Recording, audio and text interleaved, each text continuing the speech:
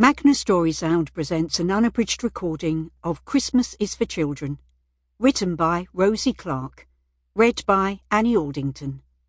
The moral right of the author has been asserted. This performance is owned by Magna.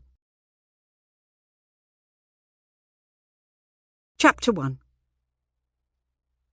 You, get in line. The gaffer's voice was harsh, angry.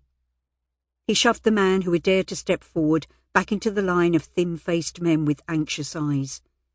It was a chilly November morning in 1932, and only one ship was being unloaded on the docks, the majority of the cranes motionless, like black spiders outlined against the grey sky. Dust and debris scurried across the empty crates and abandoned tarpaulins littering the dock, as men stood or lounged, watching the horizon hungrily for any sign of a new cargo ship. Since the stock market crash in America in 1929, trade had slowed, work was scarce, and agricultural prices had dropped by 60%. A combination of disasters that had left whole countries reeling and men standing in line for work. When I want volunteers, I'll ask for them. He's been standing here for 3 days and you haven't given him one job. Robbie Graham spoke up for the older man, who looked drained and ill, despair weighing him down. What's Josh done to deserve being ignored? Shut your gob, Graham, or you'll find yourself at the end of the line with him. Robbie glared at the gaffer, his fists balling at his sides.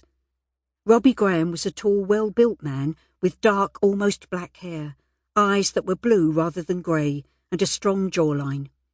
If he chose, he could knock that cocky devil from here to kingdom come, and one of these days. But any sign of violence, and he would be out for good. It was humiliating being forced to wait all day like this. More often than not, nothing would come into the dock, and if it did, the work would go to the gaffer's favourites. Men like old Josh there would get nothing, and Robbie was lucky if he was given the filthy crates and lorries to wash down. Unloading and stacking was reserved for the favourites, and there was no chance of Robbie being offered his real work of carpentry. That's it. No more work today, the gaffer announced, after he'd pulled 3 men from the line. Come back tomorrow, early, and maybe you'll be lucky. His grin was evil as he heard the groans, because he knew the power he had over these men. Work was scarce, not only here on the East India docks, but all over the country. Men had marched to the capital earlier that year demanding bread, but all they got were blows and curses as a... Sample complete. Ready to continue?